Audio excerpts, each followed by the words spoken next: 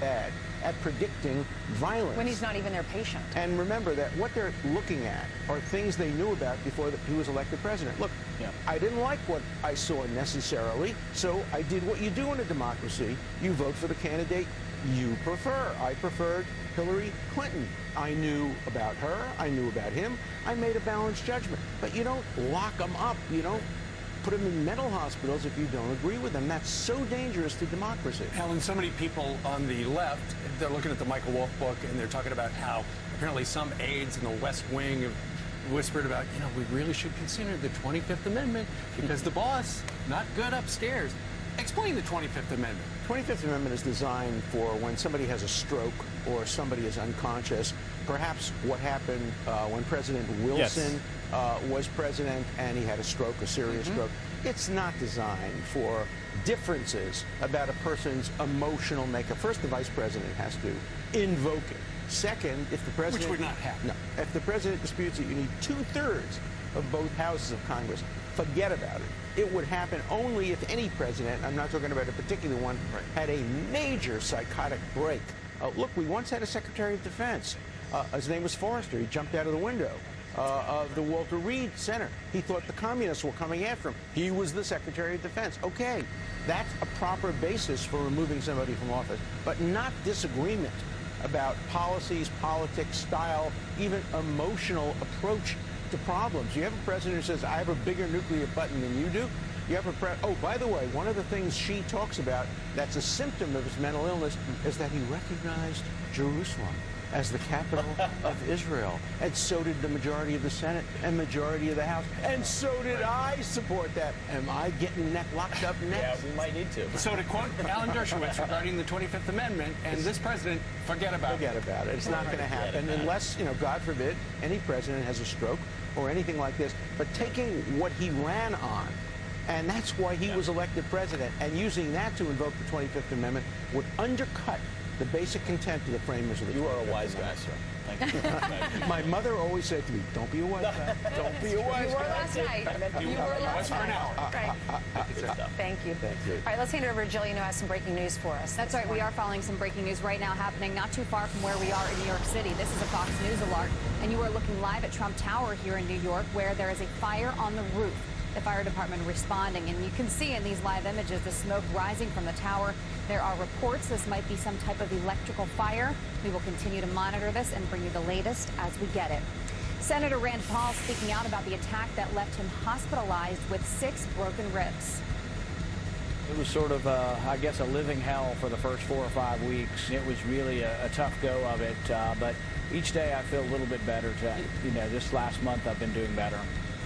Paul's neighbor, Rene Boucher, pleaded not guilty to assault charges after allegedly tackling the senator outside his Kentucky home in November. Paul did not speculate on motive, but raised concern over violence against politicians. He was also just feet away when And Lori, we could still see the smoke coming out of the roof of the building. There are firefighters on the building. And just a moment ago, we could see what appeared to be water shooting up through from the inside. So it does appear the firefighters are inside the building as well, trying to attack this fire. And as you mentioned, there's a large response. We'll try to take you down to 5th Avenue down below. Again, this is near 57th Street for the fire department response. And 5th Avenue has basically been shut down, or for the most part been shut down due to the fire department response at the scene. At this point, no injuries have been reported. It is not clear exactly what is on fire or caused this fire. Again, though, the firefighters are up on the roof, and indications from what we've seen suggest that they are also inside the building attacking this fire. And we will try to bring you the latest on this as more information becomes available. Lori Rosanna, back to you. It's all in good fun, right? He's all right. Was there alcohol involved? I mean, probably not. The guy's like, I'll stand in front of the ball, I'll do it. I was in college. My roommate was a great golfer, and he hit shots out of the window, and we would close all the other windows. It was a very dangerous idea.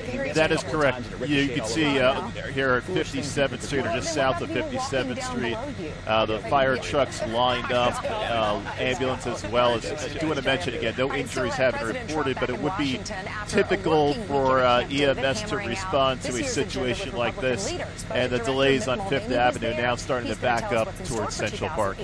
That's next. And the president heads from the White House to Nashville later today. Brian Kilmeade is already there. He's having breakfast with friends. He's got some sweet potato pancakes on tap. For a shot of hardcore whiskey.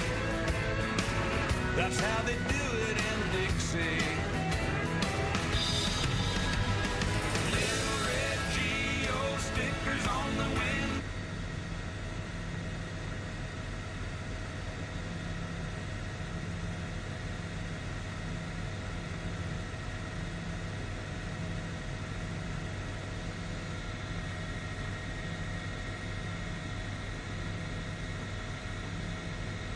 That is correct. Since the election night, there has been, over a year ago, there has been a small restriction around the building, and of course, the president, anywhere he goes, a large airspace restriction follows him. You just mentioned a moment ago, it does appear that the smoke is diminishing.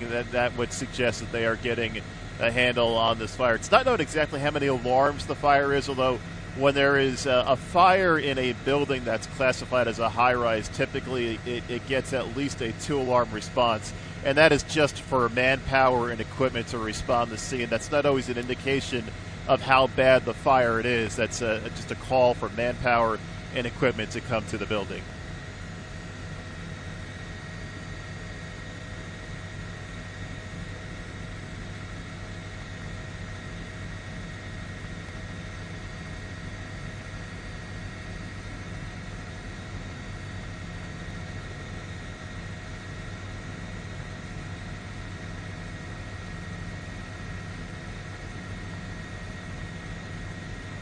That is correct. Actually, the sidewalk here appears very light, not only just in front of the building, but across the street as well. So, as you mentioned, it does not appear, at least at this point, that they are evacuating the entire building. It's possible they're evacuating an area where the fire was, but it does not appear the entire building is being evacuated.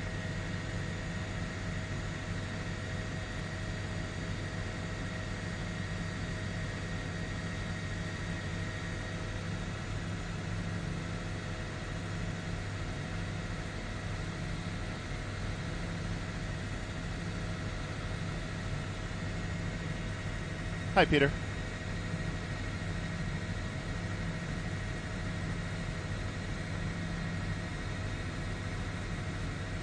Yes, whatever it's coming out of, it's there intentionally. It is not, a hole that burned through the roof. It's coming out of some system, ventilation or something.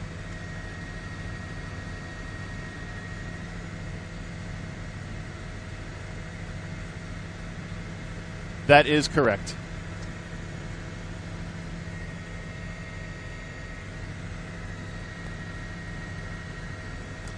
Hey, Lars.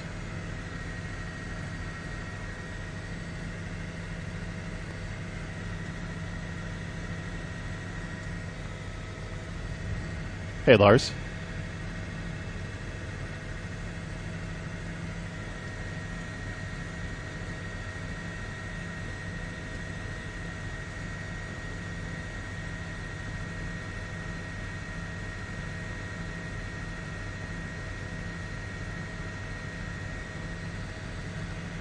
Hey, Lars.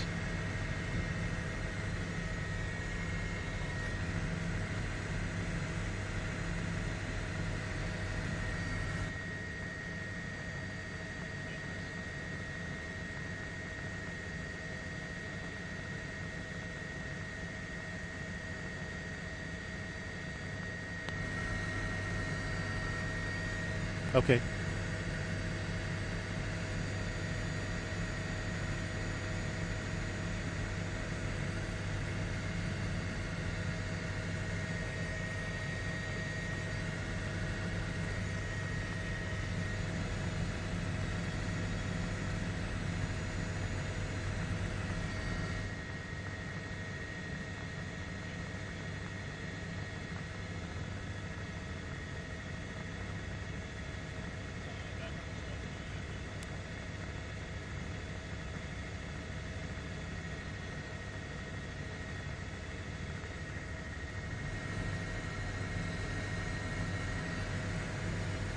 Hey, Peter, they're coming to me. Let me get back to you right after that.